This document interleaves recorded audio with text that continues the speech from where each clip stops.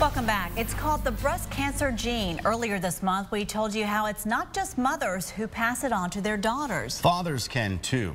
And that mutated gene runs in Nate Eaton's family. 3 weeks ago, he took a test to see if he has it. He joins us live now with those results. Nate? Boy, Juan, since our story ran, the response from our viewers has been huge. We've gotten emails, phone calls, Facebook messages, and texts. All of this after I reported my mother tested positive for the BRCA1 cancer gene nearly 20 years ago. That's the same gene that Angelina Jolie has. It almost guarantees you'll get breast and other cancers. And because my mom has it, there's a 50-50 chance I do too. If I do, my 5-month-old baby girl could carry it. Tonight, I find out if I do. Hi. How you doing? How you doing? It's been 3 weeks. Okay, good to see you. And I'm back at the Bon Secours, Virginia Breast Center with my wife, Erica, and baby Emerson. In fact, it's not uncommon. We've been waiting to see whether or not I carry the BRCA1 mutated gene. This is the gene that you were tested for? More on that in just a second, but first I have to tell you, it was tough for me to decide whether I should even get tested. The mutation is extremely rare, and although few people have it, thousands of Virginians have had to make this same choice. That can be a very, very personal decision. It's a decision that can be tough. If you're sad or nervous or anxious about finding out your genetic information, you could interpret that as being harmful. Dr. Jessica Flanagan teaches medical ethics at the University of Richmond. She says patients often fear genetic testing, but as years go by, more are realizing that learning the results now can improve life later. Patients can actively take steps. They can be proactive in their own health care in a preventative way. Medical doctors agree. Knowledge is power because we can do something about it. And just swish for 30 seconds. Swish and swish very vigorously. And that's what's led me here, because if I have a mutated BRCA1 gene, my cancer risk goes up, and there's a 50-50 chance Emerson has the mutated gene.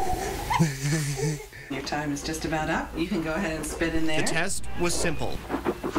I swished with mouthwash and it was sent to a lab. My mom, who's BRCA1 positive, has spent the past 3 weeks wondering what the results hold. What did you think when I told you I was going to go get the test? I think it's a great idea. I'm glad you are.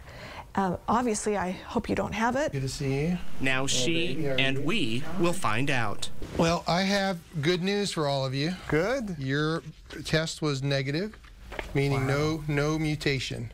Great. In your gene profile. So which means your risk, of course, is almost zero. Negative, meaning my risk of getting cancer is now the same as anybody else. And my daughter's? Her risk of getting the gene is zero. So it can't skip a generation. Can't skip a generation. If you don't have it, she doesn't have it. Yeah. I'll be honest, I was ecstatic hearing the news. So was my wife. Hello. Hey, Mom. And my mom. Hey, Nate. How you doing? Who's BRCA1 positive. Good. Got the results back. Oh, so what's the news? Negative. Oh, well, great. I am relieved to hear that. A relief for all of us, and hopefully one of you who will see this story and decide to get tested or see a doctor. Now that you've raised this awareness, there'll be a lot more people, a lot more men looking at their family history to see if they can pass that gene on. There you go. And it's going to eventually save lives somewhere down the line. And I think your story is going to do the same thing.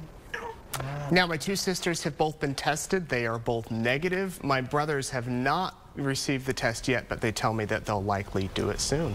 Well, that is just the best of news for your family. Yeah, happy to hear that. Very good news. Now, if your results had been positive, what would that mean for you right now, Nate? Well, right now, I just need to kind of keep my eye open and get my regular checkups and exams. Then, as I get older, have to watch out for any abnormalities.